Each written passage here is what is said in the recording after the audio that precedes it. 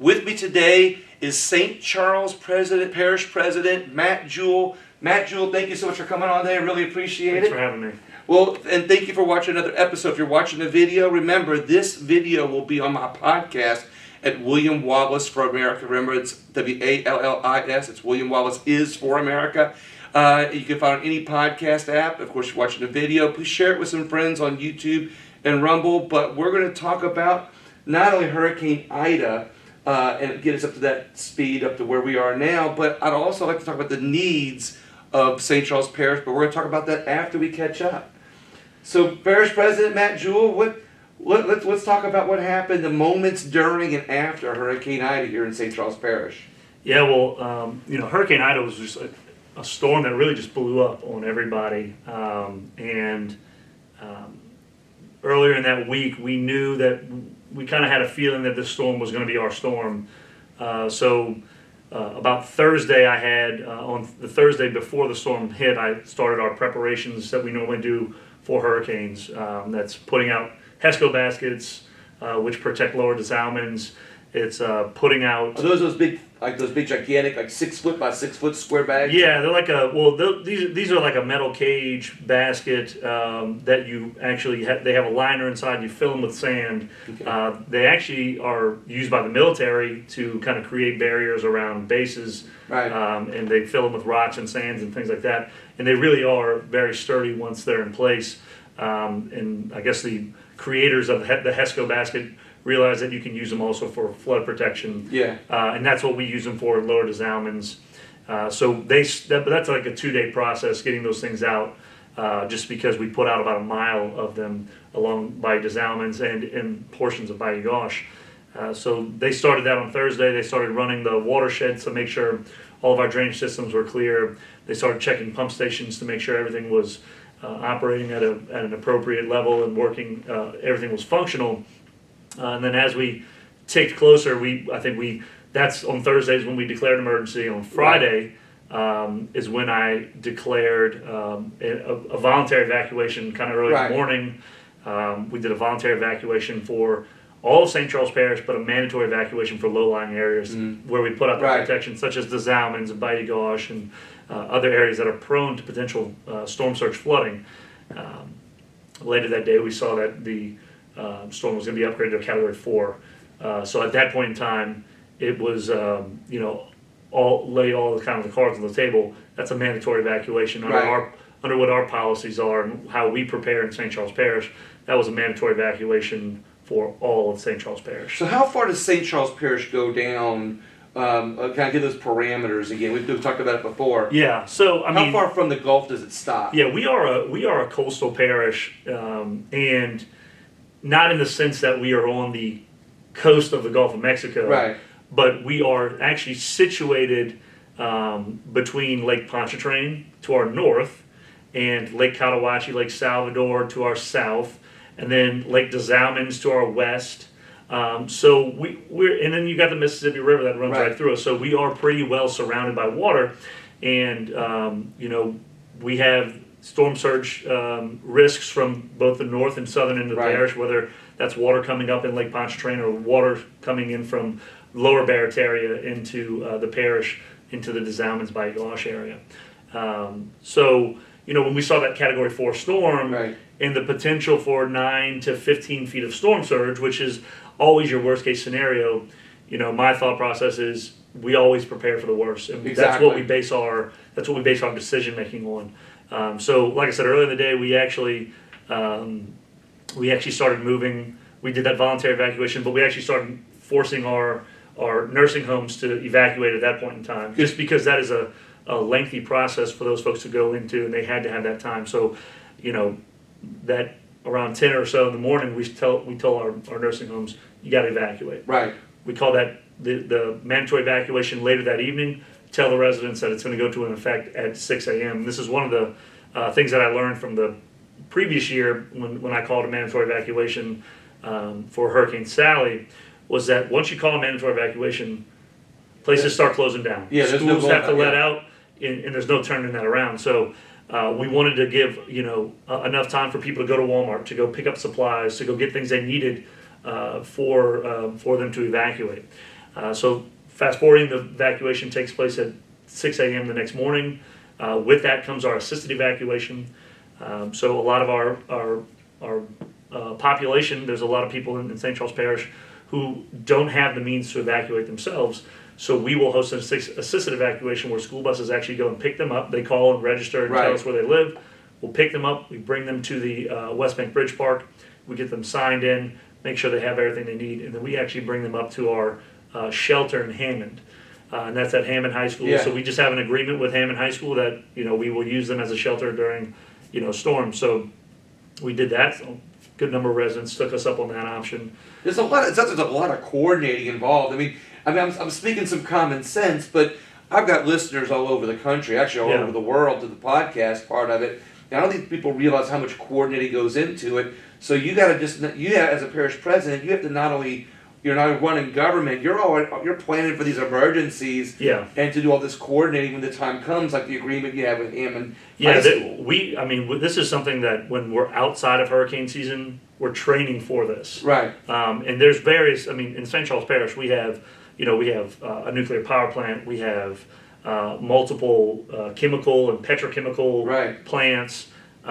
So we have to prepare for a vast array of emergencies, and people don't realize that we actually prepare for things like a nuclear, like a radioactive release. If that, God forbid, that were ever to happen, we have a plan in place in our EOC to respond to that. And it takes a lot of coordination between us, our school system, our sheriff's department, our fire departments. So again, we practice that all the time. And when it came to Hurricane Ida, this is just something we've practiced so much for. It was basically like muscle memory for us. But each storm is kind of different. You kind of have to tweak your plan every single time based on how that storm is coming in and what the strength of that storm is. So, we were able to do that. Our residents, some of them evacuated, some of them chose to stay. And, coming on Sunday when the hurricane was going to make landfall, around 6 a.m. is when we started to get it. Our winds started to pick up to that tropical storm force level. And we went ahead and opened what we call our shelter of last resort, which is for anybody who didn't get out, who no longer has the time to get out, who may live in a substandard home like a trailer or even a home that just has been neglected, can go to a safer structure. And we used our community center and a parish gym on the East Bank to do that. So we had some folks show up. Was there anything on the West Bank? We had one at a school system gymnasium on the East Bank that was open, and we also had the community center on the West Bank that was open for our residents. And we saw that we had some people take us up on that as well, because coming Sunday morning we were looking at potentially a Category 5 at landfall. Right. So I think at that point in time, people... Now there is word, but you say potentially, there is word, some people believe it was a Category 5. Look, I'll tell you, I believe it was a Category 5, because, and the reason I say that is because by the time it got up to St. Charles Parish, it had to be a strong Category 4 storm. And when you look at the damage from the storm, it was something we've never seen. I drove around St. Charles Parish and Lafourche and Thibodaux and all those places in the weeks after the storm, and to see whole houses that were on pilings just kind of like lifted up and sat, in the front yard base. Of course, there's lots of other damage, but you see that amount of wind, it had to be a Category 5. Yeah, and when you look at, we were at the EOC on Sunday when the storm was hitting. And that building is rated for a Category 5 with 200-mile-an-hour winds. So it's probably the safest building in St. Charles Parish that you can be in. But we were getting even damage on that building. And we were seeing things fly off the roof. And we had, I remember going to look out the door for several hours just saying, when is this going to stop? It was just a constant barrage for 8 hours of hurricane-force winds at least. And 4 or 5 of those hours were major hurricane-force winds. And when you look at the full length of it, we had 24 hours of tropical storm-force winds, 8 hours of hurricane-force winds, and 4 or 5 hours of major hurricane-force winds sustained. Yeah. Sustained. It was just a tremendous amount of damage. On top of that, 15 to 18 inches of rain fell throughout the parish. We did have some flooding in certain areas. due to a pump station failure. Yeah, I want to talk about that too, because it's like not only do you have a unique set of problems with just hurricane winds, but you have a unique set of problems with all the water that's around your parish, and then you got a hurricane dumping more water in.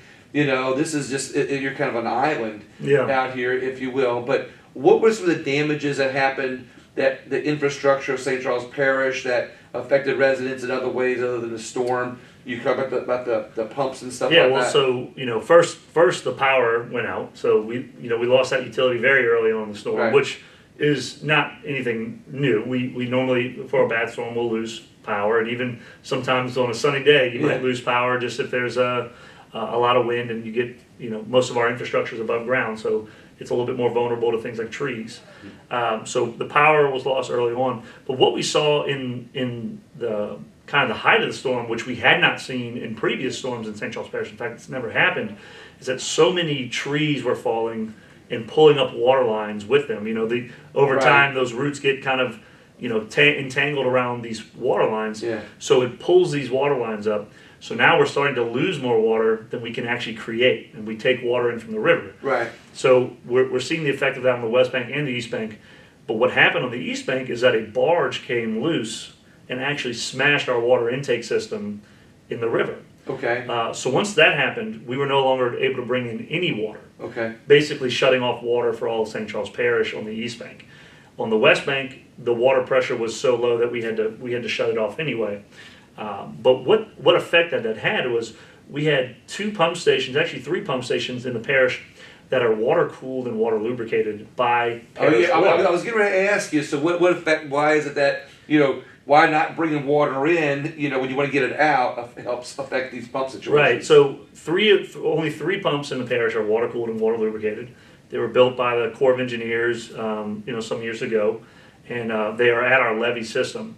And what happened was once that water shuts off, these pumps are intelligent enough to sense that if they're not getting the amount of cooling that they need, to shut themselves down. So you're talking multi-million-dollar pumps, just the pumps by themselves, not the engines driving them or anything else. Just the pumps are multi-million dollars.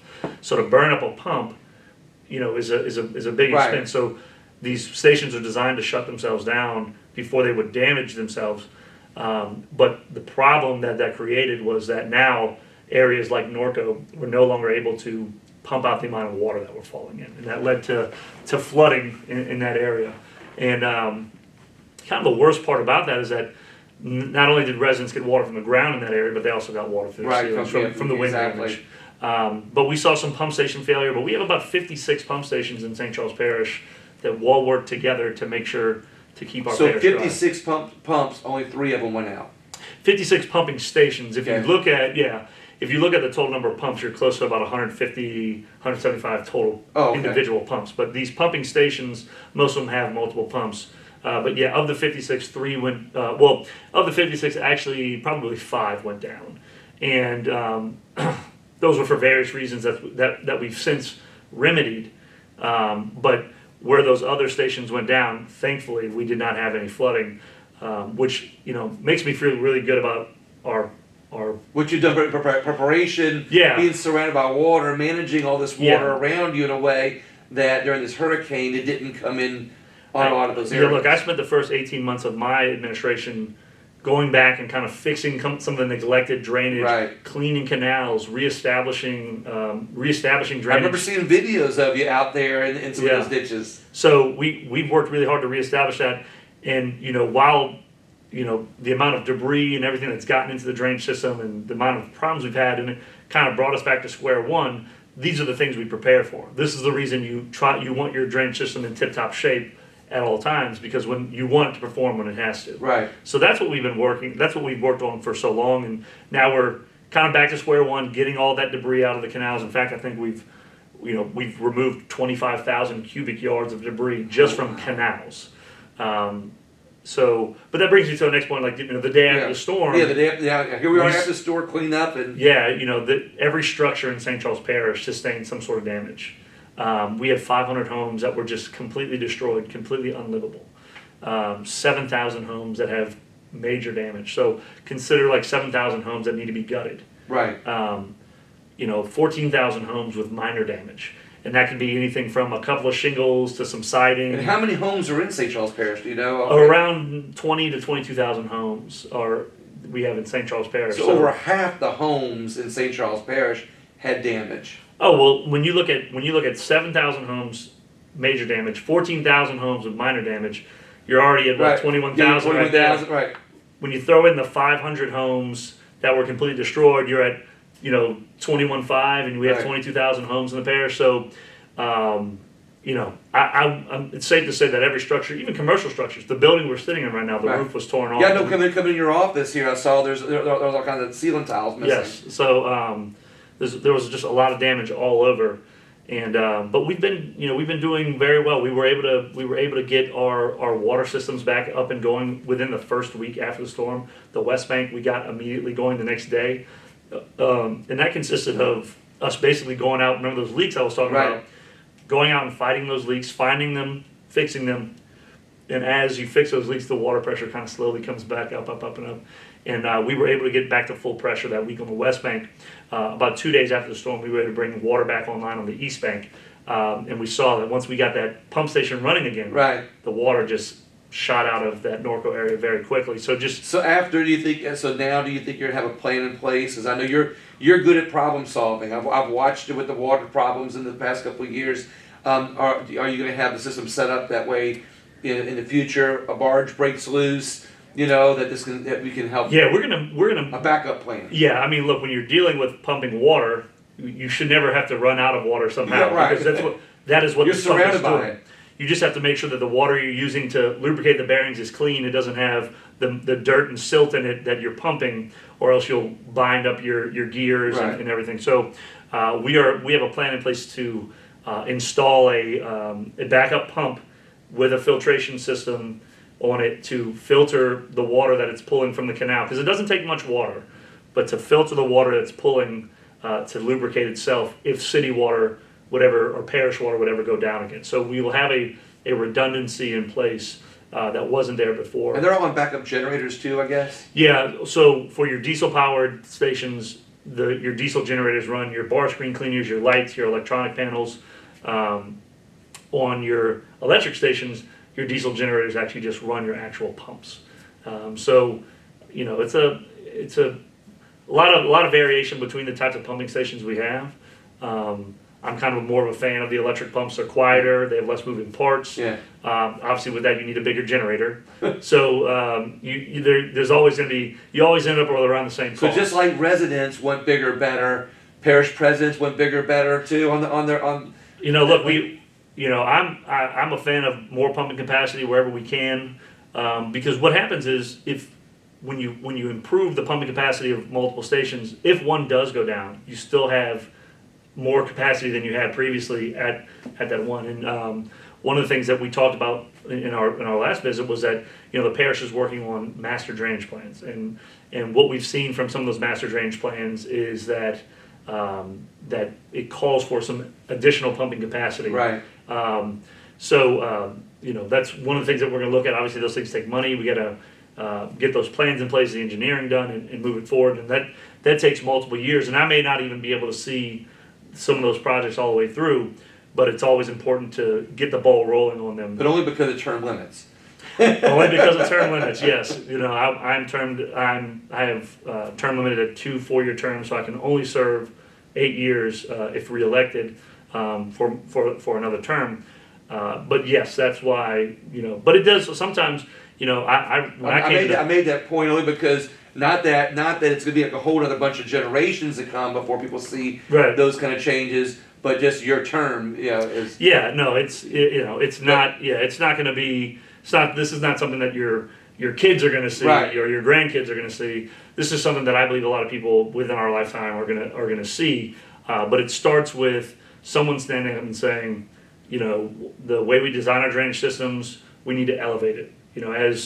As we have sea level rise and we have subsidence, we have to get a little bit more creative about how we do stuff. So that's one of the things that we are implementing is things like detention ponds and retention ponds, because if you can't pump it, it's better to store it somewhere, at least in a safe place away from homes, and then pump it out slowly.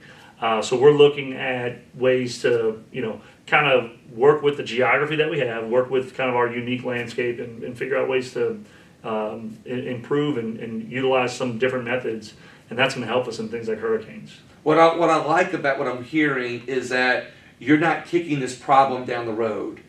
That you're not kicking this can down the road. Right. You're actually taking charge of it and taking responsibility for it now to improve it. And the leadership that I like to point out that comes with that is that future people that hold this office after your term limited out, future people who hold this office can look to your leadership and look to what you've done as an example of what they need to continue doing for the people of St. Charles Parish. Would that be an accurate statement? Yeah, and look, when you take things like building codes, or you take things like subdivision design, when you raise that standard, there's only two ways you can go. You can either go higher or you can go lower. Right. And it'd be politically difficult for anyone who comes after me to lower a standard that we put in place, because frankly, we deserve a high standard of for things like drainage and things like subdivision design.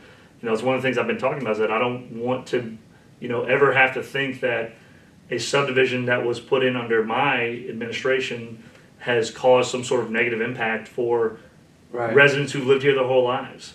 So I think we're going to be, we're still under a moratorium for a couple more months, and when that lifts, we're going to take it very seriously with how we, hold developers to new standards. So what besides the pumps, are there any other major problems that have been solved that were hurricane related since the hurricane? Because in a minute I want to talk about what the needs that St. Charles Parish still needs, and what its residents still need, coming into the holidays. So those top things that you've solved after the hurricane. Yeah. So we are trying to take things. So, like, for example, that barge smashed into our water intake system. Clearly, that water intake system was vulnerable to barge strikes.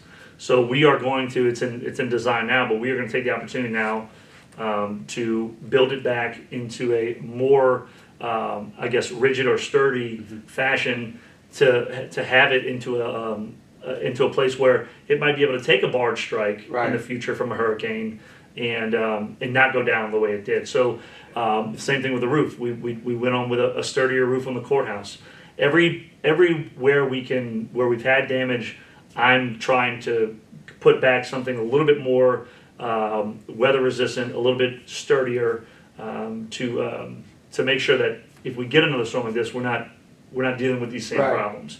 The roof on this storm blew off after Katrina, and it blew off after Ida. Now, it was about 16 years old, but we're hoping that what we went back with is going to be a little bit sturdier, and that the wind won't be able to get under it and lift it up. But trash? Anything on trash? Well, like debris was, I try to put it into perspective. Katrina and Betsy were probably the worst storms that St. Charles Parish has ever seen, at least in recorded time. Right? So I don't think we tracked debris in the 1960s when Betsy hit. It was probably just everybody got the debris and burned it. Right. In their front yards at that time. Right. And the parish looked a lot different, so you were able to do things like that. But now it's a debris collection is a very complicated process, and FEMA is very involved. To give you an idea of the process, a truck will go out, what we call a contractor. A contractor will go out and to a spot, and a debris monitor will go out with them. And that monitor goes there because FEMA requires not just a physical address, not just 1234 Apple Street, a longitude and latitude of that debris pile. They want to know the longitude and latitude of the debris pile. They want to know if it was vegetative material. They want to know if it was construction debris. It's very, very complicated. And then the way that those things are disposed of now are very complicated. So that's why, people are, they want the debris picked up very quickly. And if we didn't have any rules in place, we could just go through and just... Well, I mean, that's kind of a weird question, and I thought of. I said, after Christmas, everybody takes their Christmas trees and brings it down to save the wetlands. Yeah. Was it possible that any of the vegetation could have been used to be dumped in and save the wetlands? A lot of our residents, and rightfully so, have said that we'd love to see this used for this purpose. Coastal protection, right? And I think it's a very expensive endeavor when they go and do the Christmas tree. stuff, because you can't just go out there and throw it out there. You got to build the cages out in the marsh. And I actually do some pretty extensive testing of those Christmas trees before they put them on the marsh, just to make sure that they weren't tainted with something else. That's why you can't use a flocked Christmas tree out in the marsh. So, do I think it'd be great to use that material? Yes, I really do. But the cost of moving it, not only once but twice and putting it out there would just be enormous. And but I think there's a possibility that at least some of it can be taken and used for that purpose. But that's one of the important reasons we tell people to separate the debris, is that we don't want to mingle the construction materials with that material, because right now what they do is they mulch that material. They take it, they shred it down into mulch, and it can be used for various things. It's actually used at landfills for road bedding, for interim cover. The Department of Environmental Quality actually talks about the uses for the reduced vegetative material. So some of it is being used then. Yeah, it is used for a secondary purpose. It's not like it's just mulched and burned. We do burn some of the debris. We were burning in the spillway. Right. But that's all for cost savings to the taxpayer. So what we did was we brought our debris to various what we call DMS sites, debris management sites, and they call them DMS sites, reduction sites. So what happens, they put the construction material in one area, they put the vegetative material in one area, they'll drive on top of the construction material, really flatten it, kind of make big pieces into small pieces. Right. Because once you load a truck that goes to the landfill, you can load more of it on there. And really the only thing you can do with construction debris is go to a construction debris landfill. But the importance of that as well is it also keeps those trucks with the claws, those self-loaders, keeps them working on the streets, because if they had to stop every time they were full and go to the landfill and unload themselves, this process would take 3 or 4 times as long as it did. But we've done really, really good getting the debris picked up. I believe we got the debris picked up in a very very short time frame. There's still debris out there. Our debris contractors are still working. It's going to be, like sometimes people are moving it to the back. It was way in the back on because a lot of their properties out here, these 1 acre and plus lots out here, so they might have the debris in the back, and now they're just moving it to the front. What about electrical stuff? Is there the power grid? Were there any problems that have been solved since the storm? A lot of folks want the power grid to go underground, and I think when you look at new subdivisions, we make them do underground power. It's a good thing, but most of the transmission and distribution in St. Charles Parish, but in Louisiana, is above ground, and it's very expensive to move wires underground. It takes a very long time to engineer it. Right. You got to contend with other pipelines, sewer, utilities, communication stuff.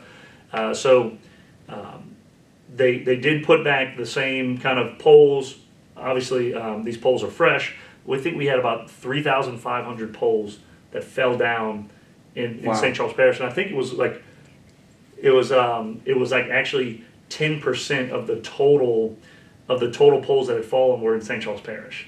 So just in a lot of areas, they just had to completely rebuild the system and put it back. But at least what they did was on the cross arms now, when you look at the cross arms of these telephone poles, you see they're gray. They're a composite material, and they're less susceptible to, they're not susceptible actually to termites or anything like that, so they don't rot. So while it wasn't the hardest, they didn't harden it as much as they could have for obvious reasons. They did put back something at least better than what was there before. So besides federal money that I'm sure the parish still needs to get their hands on, because a lot of parishes I've heard are having a hard time getting the federal money come in.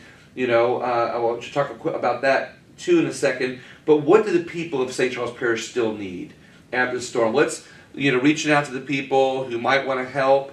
Let's talk about them first, and then we'll talk about the money from the federal government. What do the people of St. Charles Parish still need? Well, you heard me talk about, we had 500 homes that were completely destroyed. That's just residential homes, whether they're trailers or houses. You also had many people displaced who were renting, that their apartment complex was destroyed. The biggest need right now is for those folks who are the most vulnerable, who are in situations where they may be sleeping at a family member's house or a friend's house, sleeping in a car, sleeping in a tent, to make sure that those people get into trailers. And over around 150 trailers have gone out from the state. I think, I don't know the number of FEMA trailers that have gone out yet, but I think it was still in the single digits just because of that red tape that is in front of them. But the biggest thing right now is to make sure everybody is in a safe shelter. And we preferably want that shelter to be on their property. Right. Because we want them to be close to their actual home, to be able to get their home fixed, to be able close to work with their contractors and whatnot. And we think that's the most expeditious way for everybody to get, back 100%. But we also know that a lot of our residents, the parish included, is having trouble with their insurance companies. Insurance companies, requiring, asking for proof that winds were over 70 miles an hour. Well, you don't have to be a genius to look around when there's no leaves on any of the trees, or you have buildings that are completely, the roofs are completely torn off, or buildings that look like that it exploded. Yeah. You don't have to be a genius to know that the winds were above 70 miles an hour. And like when you go back to debris, Katrina produced about 450,000 yards of debris in St. Charles Parish. Now that's a lot of cubic yards. Right. 450,000 of them. So thus far, we have collected about 1.25 million cubic yards of debris. So 3 times the amount, and and that's just what our contractor has picked up. The contractor who does the state roads has probably picked up close to 200,000 yards as well, and will probably be 1.5 million cubic yards total. Unbelievable. So 3 or 4 times the amount that Katrina has produced. So are there still charity organizations here in the parish, or how can people outside the parish who want to help the people in the parish? Are there things that they can do to help? Yeah, look, we always encourage people to donate to the United Way of St. Charles Parish because they are kind of like the hub for donations in the parish, and they work with all the other nonprofits and distribute money, and they've been a great help during Hurricane Ida. We also ask people to reach out to our Office of Community Services. We have a food bank there. We have the ability to connect people with Catholic Charities. We have the ability to help you with your electrical bill or your heating bill during the winter months. So, we ask people to get in touch with, community services, the United Way, the Red Cross, the Catholic Charities, and the other food banks that are working in the parish. And we've been doing more of that type of work in St. Charles Parish, and it's being offered to us more and more. In fact, we just had for Thanksgiving, Winn-Dixie and Second Harvest Food Bank gave out 1,000 turkeys and fixings. Maybe in addition to food, somebody can buy, this is meant to be joke, but like a toilet or hardwood flooring or, a sink for those people who've had their homes destroyed when they're rebuilding. They've got actual building materials. I mean, I broke it down to one item, but, building materials. I would say, if you know of someone who's in need, to reach out to that person and ask them what you can do. I mean, I think a lot of people are waiting for that check from their insurance company. They want to rebuild. A lot of people are going to have to wait for things like the roof to get done or new windows to be replaced. And the fact that we have kind of these labor shortages and we have the supply chain issues right now has kind of exacerbated this whole recovery process, and it's probably going to drag it out a little bit longer. So community services could give people a database of people in the community, let's say Charles, that actually need help that they could contact with and connect with. Yeah, I would say, reaching out to the Office of Community Service or reaching out to United Way and just asking United Way, what can you do to volunteer or to donate, and that would I think that would be a great way to get in touch with people who still need the help. We'll wrap up on this question. The federal money hasn't come through yet. And I think you said you had to borrow, St. Charles had to borrow money, is that right? So, yeah, we, as a precautionary, as a kind of... It's not a bad thing, it's a preparation. No, yeah, so when you look at, our estimated costs for Hurricane Ida are going to be somewhere around $63 to $65 million that the parish is spending. That's to repair our buildings, that's to pay for debris pickup, that's to, repair issues at our pump stations, that's for, all of the labor and overtime of our employees responding before and immediately after the storm. So there is an expense, and luckily there is a process to get that money kind of reimbursed from FEMA. Right. That's part of what they do, and but it is a process. Remember, I told you, it's not just going up and picking up debris. You got to get a longitude and latitude of the debris. You got to, how many cubic yards is it? How big is the truck that's picking it up? The same thing goes with some of these other things. We have gotten a one check or kind of one tranche of money that was given to us. But as a precaution, you don't know how long that process is going to take. Right. And what we looked at was after Hurricane Laura, I think it was the Calcasieu school system had about $123 million worth of expenses for the storm. But at the time when Hurricane Ida hit, they had only received, a year later, they'd only received $123,000 so just 1% basically of. It's been a long time waiting on that federal money. Right. So we knew that we couldn't put ourselves in that situation, because what would happen would be we would move money from projects and all the good things that we want to do to fund this, Right. and hope to get reimbursed later. So what we did was we went out and got it's what I call the closest thing you could do is kind of a line of credit for $50 million, and we can borrow on that as if we need to keep our recovery efforts going in the parish. So we did that as a precautionary tale. So what I'm hearing, correct me if I'm wrong, is that what leadership has done, and you at the helm has borrowed the money for the parish to be able to fix the parish, which keeps the citizens, serviced. I mean, if the parish isn't fixed things, the citizens can't be serviced. Yeah. So you all done this to fix the services, to help the people rebuild the communities, and then you all fight with the government later. Right. Yeah. We did not want to leave our parish kind of in limbo. Right. And so what we did was basically, again, a line of credit, basically a credit card. So we can draw down, we can draw on it as much as we need to. So we haven't borrowed any of that money quite yet. We've been able to do what we can with money that we have in reserves to kind of keep that. Pay it back with federal money later. Yeah. So, but if we need to, we have that backstop of that line of credit to keep everything going. And look, it's not just fighting with the federal government; it's fighting with our insurance company too. So you all have to fight with insurance companies so too. At the same time, we can't just wait around for our insurance company to decide when they want to work with us. We got to go get things done now. Federal government and state government and local government can't afford to just stop functioning, because especially at the local government, when you're providing utilities and things like that, so many people are relying on us to be there, to be working.